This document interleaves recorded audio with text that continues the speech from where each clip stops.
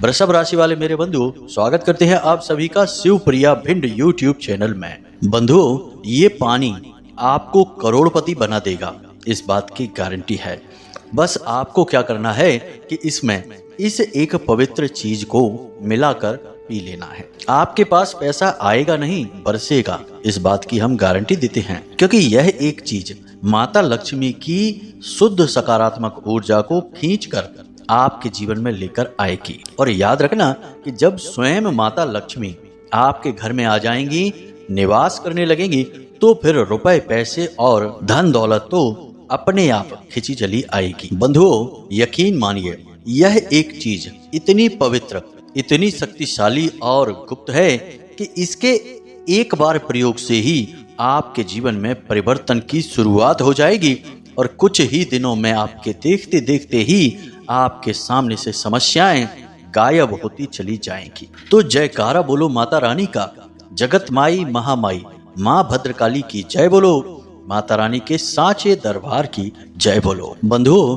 एक बात आप थोड़ा विचार करके देखिए कि आपके जीवन में जो परेशानियां हैं, समस्याएं हैं, उन परेशानियों की गहराई में यदि उतर कर देखा जाए तो कहीं ना कहीं इन परेशानियों का कारण रुपए पैसे की तंगी या यूं कहें कि पैसे की कमी ही है। और जहां रुपए पैसे की कमी है, यह बात तो निश्चित है कि वहां भगवान की कृपा की भी कमी है। इसी वजह से नाना प्रकार के रोग दोष, परेशानियां और समस्याएं उत्पन्न होती रहती हैं। अब हो सकता है कि अलग अलग प्रकार के दोषों की वजह से समस्याएं अलग अलग रूप में प्रकट अवश्य होती हैं, जैसे कि आपसी कलेश घर में रहता है, पति पत्नी के बीच विवादित स्थितियां रहती हैं, कर्ज से लोग परेशान रहते हैं, बीमारियां हैं, या फिर काम धंधे व्यापार ठीक तरह से नहीं चल रहे हैं।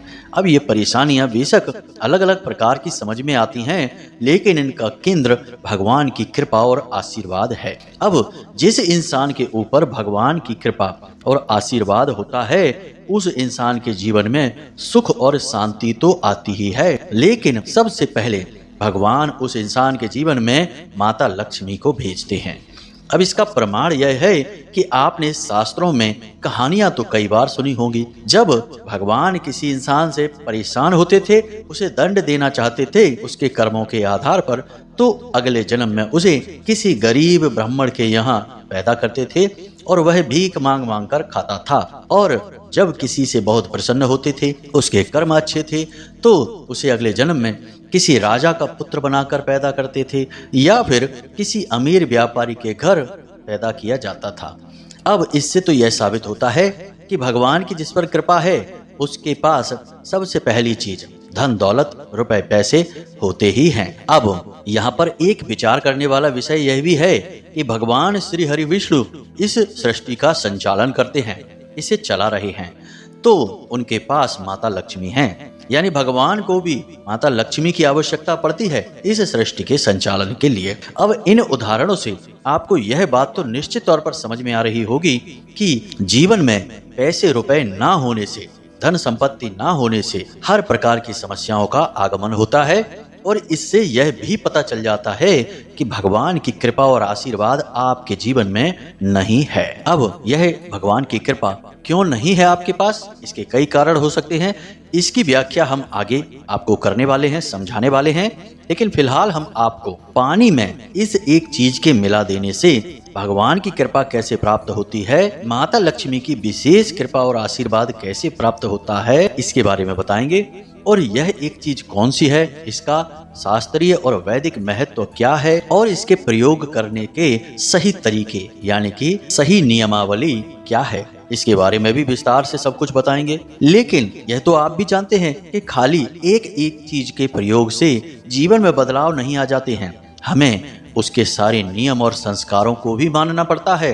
ठीक उस प्रकार जैसे कि जब हम कोई दवाई खाते हैं तो मर्ज भले ही थोड़ा बहुत ठीक हो जाए, लेकिन बीमारी ठीक अच्छी तरह से तभी होती है जब हम दवाई के साथ साथ परहेज भी करते हैं। जी हाँ बंधुओं, परहेज से माहौल तैयार होता है और उसके बाद दवाई अपना काम अच्छी तरह से करती है और बीमारी से मुक्ति प्राप्त हो जाती है। तो उम्मीद करते हैं कि आपको ये सारी बातें समझ में आ रही होंगी और आज के इस विशेष कार्यक्रम का केंद्र क्या है यह भी समझ में आ रहा होगा।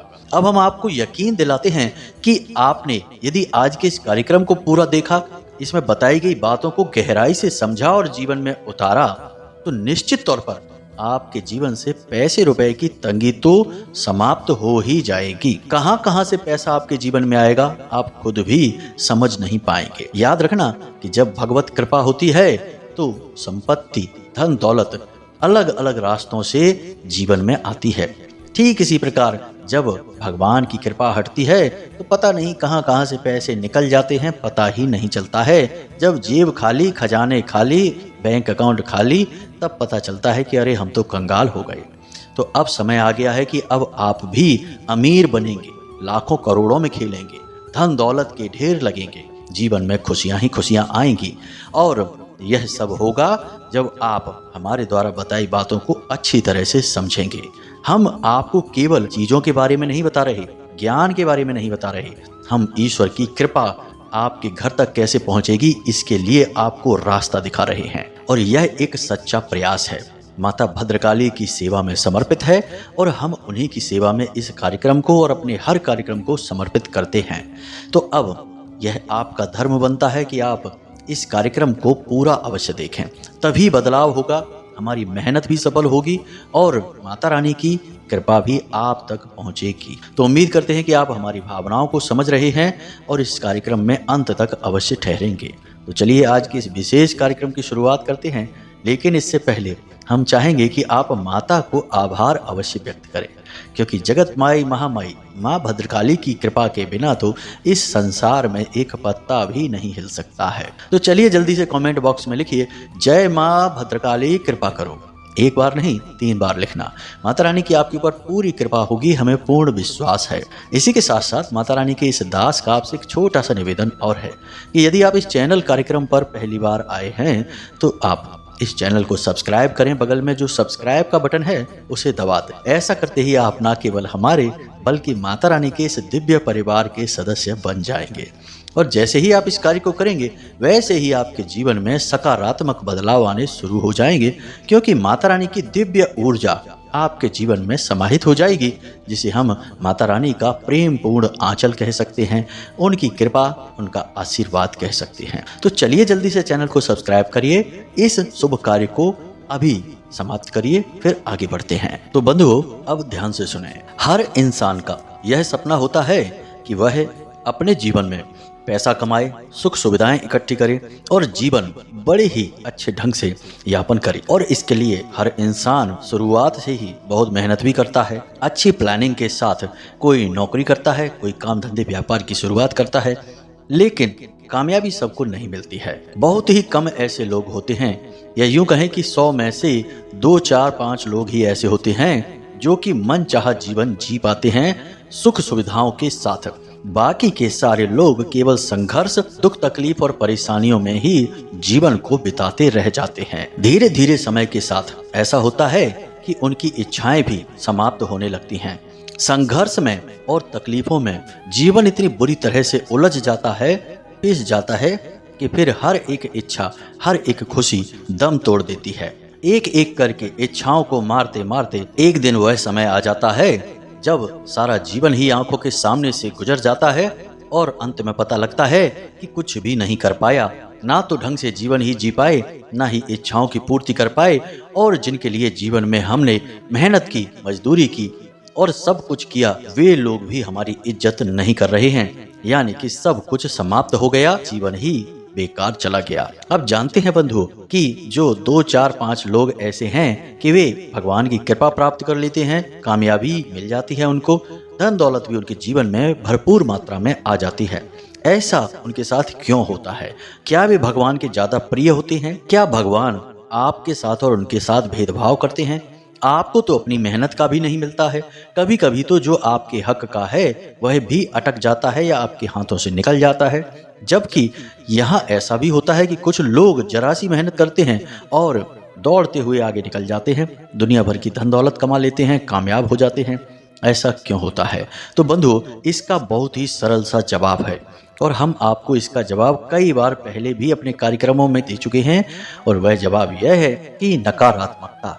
अब एक बात ध्यान से समझिए, आज का जो वातावरण है, जो समाज है, इसमें नकारात्मकता हर ओर फैली हुई है। आप खुद ही विचार करके देखिए, आज के समय में लोगों के चर्चाओं के विषय कैसे होते हैं, जिसमें कि किसी न किसी की खिल्ली उड़ाई जा रही है, किसी न किसी को नीचा दिखाया जा रहा है, किसी की बुराइयां चुगलियां की जा रही हैं। ऐसे विषयों पर लोग चर्चा करना पसंद करते हैं, लेकिन यह विषय तो नकारात्मक है। आज के समय में वृत्तियां लोगों की कितनी खराब हो गई हैं। समय को खराब करना, जुआ, शराब, वेश्यावृत्ति और तरह तरह के नशे आदि में डूबे रहना। औरतों की भी हालत कुछ ऐसी है कि उन्हें भी जब तक इधर की उधर बातें नहीं कर लेंगी, इसकी उससे चुगली नहीं कर लेंगी, या यूं ही दिन में एक आध बार किसी से झगड़ नहीं लेंगी, चाहे अपना घर हो चाहे पड़ोस हो, तब तक उन्हें भी चैन नहीं मिलता है। आज का समय वह समय आ गया है बंधुओं, जब बच्चे समय से पहले बड़े हो जाते हैं और घर वालों की सुनना बंद कर देते हैं। बुजुर्ग जैसे नहीं होते हैं, बचपना दिखाते रहते हैं, जरा जरा सी बातों पर तुनक मिजाजी दिखाते हैं और घर का माहौल खराब कर देते हैं। और जिनके ऊपर काम की जिम्मेदारी है, वे अपने काम को ठीक ढंग से या तो कर नहीं रहे हैं और या फिर करना चाहते हैं तब भी कर नहीं पा रहे हैं। यानी कहने का मतलब यह है कि आज का यह जो संसार है, पता नहीं कुछ ऐसा हुआ है जिसकी वजह से चारों तरफ से नकारात्मकता से घिर चुका है। इसीलिए आप कभी कभी न्यूज चैनलों पर भी ऐसी ऐसी खबरें देख लेते होंगे जिन्हें देखकर यकीन ही नहीं होता कि कोई इस प्रकार के अपराध कैसे कर सकता है। अत्यंत बीभत्स, अत्यंत नीच स्तर के आज के समय में अपराध होने लगे हैं। यह सब नकारात्मकता की वजह से है। अब यहाँ इतनी नकारात्मकता है समाज में, इसी वजह से इतनी परेशानियां भी हैं। अब यहाँ पर जिनके पास पैसे रुपए धन दौलत नहीं है, वे तो सुखी हैं ही नहीं, उनको तो 50 तरीके की तकलीफों ने घेर रखा है। लेकिन जिन लोगों के पास धन दौलत रुपए पैसे हैं भी, वे भी बेचैनी में जी रहे हैं, सुकून से सो नहीं पा रहे हैं, खाना भी खा नहीं पा रहे हैं। 50 तरीके की तकलीफों ने उनको भी घेर रखा है, क्योंकि उनका पैसा भी शुद्ध तरीके से उनके पास नहीं आया है और वे भी इस नकारात्मक वातावरण से प्रभावित हो रहे हैं। तो कहने का मतलब यहाँ पर यह है बंधु कि आपको अपने आसपास, अपने घर का संपूर्ण वातावरण सकारात्मक बनाना होगा। यदि आप यह कार्य कर पाने में असफल रहते हैं तो आप चाहे कोई भी उपाय कर लीजिए, कितनी ही पूजा पाठ कर लीजिए, आपके पास ना तो कोई सुख सुविधा होगी, ना ही आपकी मेहनत का आपको फल मिलेगा, ना ही भगवान की कृपा और आशीर्वाद आपको प्राप्त हो पाएगा। जी हाँ बंधुओं, तो अब आप यह कार्य कैसे करेंगे? प्रश्न तो यही उठता है कि नकारात्मक ऊर्जा को भगाना है और सकारात्मक ऊर्जा को जीवन में लेकर आना है। तो अब आप यह कार्य कैसे करेंगे, इसे आप ध्यान से सुनिए, फिर हम आपको इस एक चीज के बारे में बताएंगे। बंधुओं, यदि हम पहले ही आपको इस एक चीज के बारे में बता दें और आप इसका प्रयोग कर भी लें, तब भी इस बात के कम ही गुंजाइश है कि यह आपके ऊपर ठीक से कार्य करेगी, क्योंकि वातावरण तो नकारात्मक ही है। आप सकारात्मकता की एक गोली खा भी लेंगे तो उससे क्या हो जाएगा, वह गोली भी अपना कार्य नहीं कर पाएगी। तो आपको वातावरण सुधारना है। अब वातावरण सुधारने के लिए हमारे शास्त्रों में 3 विधियां हैं, तीनों को अपनाना पड़ता है। पहली है नियम, दूसरा है संयम और तीसरा है संस्कार। यानी कि ये तीनों चीज हमारे जीवन में शामिल होनी ही चाहिए। अब जरा पुराने जमाने में विचार करके देखिए, लोग कैसे रहा करते थे। उनके घर में और जीवन में चाहे भले ही धन संपत्ति कम हो, जो कि अक्सर हुआ ही करती थी। जरा अपना बचपन याद करके देखिए, जिनकी उम्र ज्यादा है, 25-30 साल पुरानी उम्र को याद करके देखिए। जब आप बचपन में थे, उस समय 10-20 रुपए भी बहुत हुआ करते थे। अक्सर लोगों के पास पैसे की तंगी हुआ करती थी। पैसे बचाने के लिए लोग पैदल यात्रा कर लिया करते थे और बचे हुए पैसे से नाश्ता कर लिया करते थे। यानी कि कहने का मतलब यह है कि भले ही धन दौलत रुपए पैसे कम होते होंगे, परंतु सुख, समृद्धि और शांति बड़ी गजब की हुआ करती थी। लोग चाहे खेतों में ही क्यों न सोएं, लेकिन नींद बड़ी अच्छी आती थी। जीवन चाहे भले ही कितना ही साधारण क्यों न हो, लेकिन शांति बहुत हुआ करती थी। तो कहने का मतलब यह है कि उस समय में चाहे कोई अमीर हो चाहे गरीब हो, सब एक जैसे थे, यानी कि सुखी, शांत और बेहद ही ऊर्जावान। जी हाँ बंधुओं, अब ऐसा क्यों होता था? पुराने जमाने के लोगों के अंदर ये तीन चीजें हमेशा गहराई से मानी जाती थी और उनके अंदर होती थी। जैसे कि नियम, तो पुराने समय में लोगों को समय से कार्य करने की आदत हुआ करती थी। सोने का समय का नियम होता था, जागने का नियम होता था, खाने पीने का हर बात का नियम होता था जो फिक्स रहता था। उसी प्रकार संयम, यानी अपनी इंद्रियों पर भी संयम हुआ करता था। जब जिस चीज का मन किया तब वो नहीं करना है, यानी कि नियंत्रण, सेल्फ कंट्रोल। उसके बाद संस्कार, और संस्कारों की तो हम बताएं ही क्या कि पुराने जमाने में कितने संस्कारी लोग हुआ करते थे। हर एक का सम्मान करना, बड़ों के सामने बड़ी ही सभ्यता के साथ बात करना, और बड़ों के अंदर भी संस्कार होते थे कि छोटे बच्चों के सामने क्या कहना है क्या नहीं कहना है। कोई गलत बात यदि कहनी है, किसी को कुछ अनाप शनाप ही कहना है और आसपास कोई बच्चे हैं तो उन्हें भगा दिया जाता था, बच्चों भागो यहाँ से। और जब बच्चे चले गए उसके बाद बात करनी है। तो बड़ों के भी संस्कार, छोटों के भी संस्कार। इसी वजह से शांति थी, सुकून था और वातावरण भी सकारात्मक था। एक इंसान को तकलीफ होती थी तो 10 हाथ आगे बढ़ते थे उसकी मदद करने के लिए। लेकिन आज आप विचार करके देखिए, सरेआम बीच बाजार भीड़ भरे इलाके में भी यदि किसी के साथ कोई नाइंसाफी कर रहा है तो लोग अपना मुंह घुमाकर चले जाएंगे, कोई किसी की मदद नहीं करेगा। यही तो है नकारात्मक वातावरण की भीषणता। अब आपको अपने जीवन में क्या करना है? इन 3 चीजों को अपने जीवन में लेकर आना है। नियम बनाइए। आप यूं ही जीवन को बस बिताइए मत, जीवन को जियो। हर चीज का नियम बनाइए। मान लिया कि आप रात्रि में रात तक जागते हैं, कुछ कारण होगा, कुछ काम होगा। सभी के पास तो नहीं होगा, लेकिन कुछ लोगों के पास ऐसा काम होगा जो रात्रि में ज्यादा देर तक होता होगा। तो आप रात्रि में देर तक जागिए, सुबह भी देर तक थोड़ा सो लीजिए, कोई समस्या नहीं है। रात्रि को 12 बजे तक 1 बजे तक जागे हैं तो सुबह 7 बजे तक जाग जाइए या फिर 8 बजे तक जाग जाइए। अब यह नहीं है कि दिन में भी 12 बजे तक सो रहे हैं। कोशिश आप यह करिए कि सूर्यास्त होने से पहले भोजन करिए, रात्रि को 9 या 10 बजे के बीच सोइए और सुबह 4 बजे जाग जाइए। यही सर्वोत्तम दिनचर्या है। इसी के अनुसार नियम का पालन होता है। अन्य चीजों के लिए भी अपने नियम बनाइए, जैसे कि समय से पूजा पाठ करना, समय से व्यायाम करना, समय से मंदिर जाना, समय से सभी कार्यों को व्यवस्थित करना, यानी हर एक कार्य को समय से करना। यही है नियम। उसके बाद संयम। संयम मतलब कि अपनी इंद्रियों पर नियंत्रण करने की कोशिश करिए। यूं ही कुछ मत खाइए, यूं ही किसी के साथ गप्पे मत हाँकिए, यूं ही किसी भी बात को मत कह दीजिए, यूं ही कुछ भी मत करने लगो।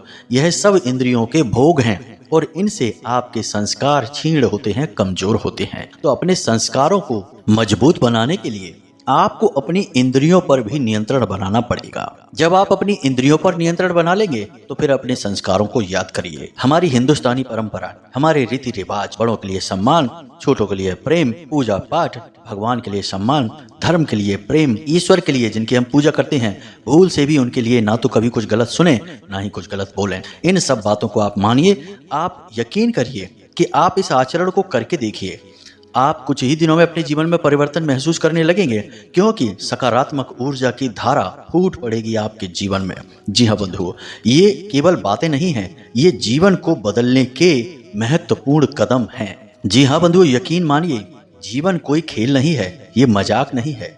इसे गंभीरता से लेना चाहिए, क्योंकि एक बार यह हाथ से निकल गया तो दोबारा फिर नहीं मिलेगा। जो समय गुजर गया, हमने यूं ही बर्बाद कर दिया, वह वापस नहीं आएगा। अगर आ सकता तो दुनिया में लोग कितने हैं जो अपने समय को वापस मंगा लेते, उन्हें जवान हो जाते, बूढ़ा कौन होना चाहता।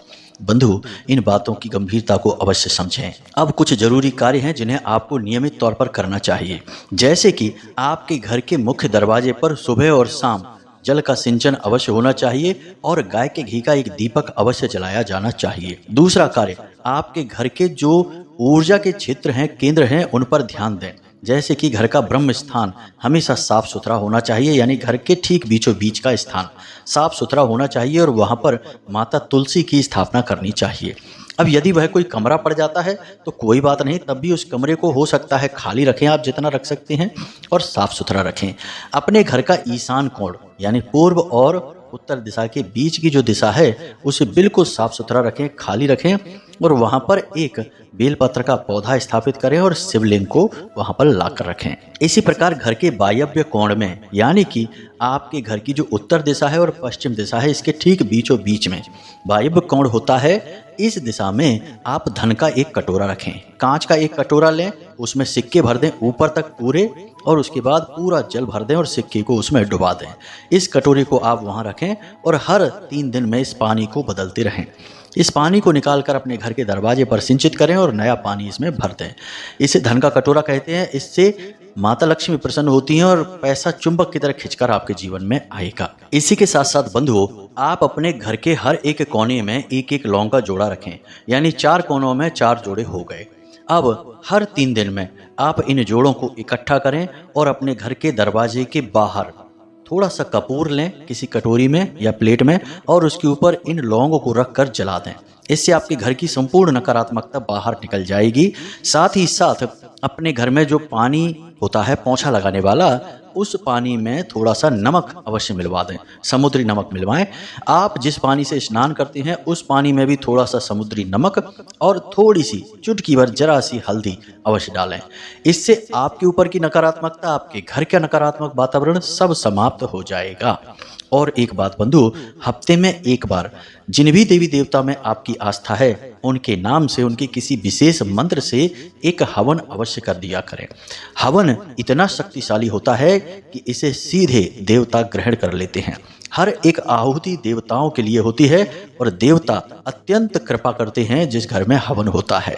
तो हफ्ते का एक दिन आप रखिए जिस दिन आप हवन करिए। मान लीजिए माता भद्रकाली में आपकी आस्था है तो माता रानी के नाम से हवन करिए, शनिवार के दिन करिए रात्रि में। अब आप इस हवन को करेंगे, इससे आपका घर पूर्ण रूप से शुद्ध सात्विक हो जाएगा, आपके जीवन में भी सकारात्मकता आ जाएगी। इन कार्यों को जब आप करेंगे और हमने जो आपको 3 बताए नियम उनको भी मानेंगे तो फिर आप तैयार हो चुके हैं। अब आप उन लोगों में शामिल हो गए हैं जो कामयाब होंगे हर हालत में। जिस काम को करेंगे उसमें सफलता मिलेगी, हर मेहनत का पूरा फल मिलेगा और दुनिया की कोई भी ताकत, बुरी से बुरी ताकत आपका बाल भी बांका नहीं कर पाएगी। अब हम आपको बताने जा रहे हैं उस एक चीज के बारे में जिसे आपको जल में पानी में मिलाकर पीना है। कैसे पीना है, कब पीना है, सारी बातें बताएंगे। और एक क्रिया है जिसे करना है, फिर आप उसके चमत्कार खुद महसूस करेंगे और हमें कमेंट करके अवश्य बताना कि आपको इसका क्या लाभ हुआ। तो बंधुओं अब ध्यान से सुनिए। बंधुओं, जब आप सुबह सोकर जागते हैं उस समय यह क्रिया आपको करनी है। सुबह के समय आप एक लोटा, एक कोई बड़ा बर्तन पानी का, इतना पानी उसमें डालें जितना आप एक बार में पी सकते हैं। सुबह के समय तो लगभग सभी लोग अधिक से अधिक पानी पीते हैं। इससे शरीर भी शुद्ध होता है और बीमारियों का भी नाश होता है।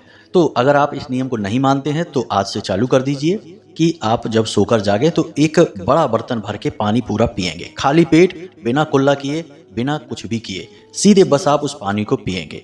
अब आपको उसी पानी में इस चीज को मिलाना है। तो इसे ध्यान से सुनिए, क्या है यह चीज। इसके लिए आपको क्या करना है कि एक दिन पहले रात्रि में अपने पूजा घर में जाना है स्नान आदि करने के बाद, और माता लक्ष्मी या भगवान श्री हरि विष्णु की जो साथ में उनकी फोटो है या अलग फोटो है, उस फोटो के नीचे आपको तुलसी की एक पत्ती रखनी है और उस पत्ती पर आपको थोड़ी सी केसर या फिर हल्दी लगा देनी है। अब यह क्रिया आप कैसे करेंगे इसे आप ध्यान से सुनिए।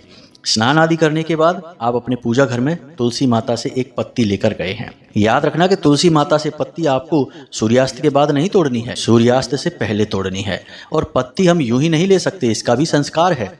तो माता को एक सिक्का अर्पित करेंगे, चाहे वह 2 रुपए, 5 रुपए, 10 रुपए, चलने वाला सिक्का होना चाहिए, खोटा नहीं। तो आप माता को एक सिक्का अर्पित करेंगे और उनसे निवेदन करेंगे कि माता रानी, हम इस कार्य के लिए आपसे एक पत्ती लेना चाहते हैं और हम चाहते हैं कि आप अपनी कृपा इस पत्ती के साथ हमें दें और हमारा कार्य सिद्ध होने में हमारी मदद करें। आपको यह कहकर माता रानी से एक स्वस्थ पत्ती लेनी है। पत्ती टूटी फटी ना हो, दाग ना हो, बड़ी हो और साफ सुथरी हो, ऐसी पत्ती आपको ले लेनी है। और अब आपको क्या करना है कि इस पत्ती को ले जाकर अपने पूजा घर में माता लक्ष्मी और भगवान श्री हरि विष्णु के चरणों में रख देनी है। और इस पत्ती में आपको थोड़ी सी हल्दी लगा देनी है, हल्का सा गंगा जल इसके ऊपर छिड़क देना है और उसके बाद गाय के घी का दीपक माता रानी के सामने जलाना है। और माता रानी के सामने खड़े होकर ही आपको माता रानी के इस दिव्य मंत्र का 11 बार उच्चारण करना है। मंत्र आपको मोबाइल की स्क्रीन पर भी दिखाई देगा, जरा इसे ध्यान से सुने। मंत्र लंबा अवश्य है लेकिन बेहद ही प्रभावशाली और शक्तिशाली है, तो ध्यान से सुने। ओम श्रीम ह्रीम श्रीम कमले कमलालये प्रसीद प्रसीद श्रीम ह्रीम श्रीम ओम महालक्ष्मी नमः। मंत्र एक बार फिर से ध्यान से सुनिए। ओम श्रीम ह्लीं श्रीं कमले कमलालये प्रसीद प्रसीद श्रीं ह्रीं श्रीं ओम महालक्ष्मी नमः। इस मंत्र का आपको कम से कम 21 बार जाप करना है। अब गिनने की आवश्यकता नहीं है, बस यूं ही आप बोलते रहिए, अंदाजा लगा लीजिए। माला नहीं करनी है, बस मंत्रोच्चारण करना है। फिर जब मंत्रोच्चारण आपका पूरा हो जाए तो माता रानी से निवेदन करना है कि हे माता रानी, हम आपका स्वागत करते हैं अपने घर में, जीवन में, और हम चाहते हैं कि आप हमारे जीवन में आकर हमारी हर तकलीफ का हरण कर लें। भगवान की कृपा हमें प्राप्त करवाएं, हमारे जीवन में लेकर आएं। इस तरह से निवेदन करें और उसके बाद जब आपका मंत्र जाप हो जाए तो फिर आप उस पत्ती को उठाएं और उसके बाद उस पात्र में उस पत्ती को डाल दें रात्रि के समय ही, और उसे ढककर अपने सिरहाने रख लें जहां आप सो रहे हैं। और उसके बाद आप बेफिक्र होकर सो जाइए। जब सुबह आप सोकर जागेंगे तो उसी जल को आपको पी जाना है, पूरा पी जाना है। उस जल को बिल्कुल भी फेंकना नहीं है। और वह जो पत्ती आपने उसमें डाली है, उस पत्ती को भी आपको खा लेना है, चबा जाना है। इस प्रकार से आपकी यह क्रिया पूर्ण हो जाएगी। अब इस क्रिया का प्रभाव आपके ऊपर क्या रहेगा? पहले ही दिन जब आप इस क्रिया को करेंगे, तुरंत आपकी मानसिकता बदल जाएगी। यानी कि माता लक्ष्मी की कृपा आपके जीवन में आएगी, भगवान की कृपा आपके जीवन में आएगी। और सबसे बड़ी बात कि माता तुलसी का जो प्रभाव है, जो शुद्ध सकारात्मक प्रभाव है, वह आपको तुरंत महसूस होगा। यानी जैसे ही आप इस पानी को पिएंगे, पानी पीते समय भाव मन में अवश्य रखें कि आप माता रानी की कृपा अपने अंदर ले रहे हैं, ग्रहण कर रहे हैं, कृपा आपके जीवन में आ रही है। जैसे ही आप इस पानी को पिएंगे, तुरंत आपका सिर हल्का हो जाएगा, मानसिक शांति का आप एहसास करेंगे और आपको अपने आसपास का वातावरण अच्छा महसूस होने लगेगा, शरीर में हल्कापन महसूस होने लगेगा। किसी प्रकार का यदि आपके ऊपर तनाव है, दबाव है, तो आपको उसे सहने की शक्ति प्राप्त हो जाएगी। अब हो सकता है पहले दिन ऐसा ना लगे, लेकिन दूसरे तीसरे दिन से ही आपको ऐसा लगना शुरू हो जाएगा। पूरे भाव के साथ इस क्रिया को करें। क्रिया सरल अवश्य है, लेकिन बेहद ही शक्तिशाली है और प्राचीन है। पुराने जमाने में इसे बहुत किया करते थे लोग। यहाँ तक कि इस क्रिया का प्रयोग तो जल के पात्रों में भी किया जाता था। यानी जिस पात्र से पूरा घर पानी पीता है, उस घड़े में, उस पात्र में तुलसी की पत्ती को डाल दिया जाता था, हल्दी या केसर लगाकर। फिर इसका प्रभाव पूरे घर के लोगों पर रहता था। जहां सुमति तहां संपत्ति नाना। जब आपकी मति ही सु हो जाएगी, यानी अच्छी हो जाएगी, तो संपत्ति तो आ ही जाएगी। तो यह हमने प्रयोग आपको बताया।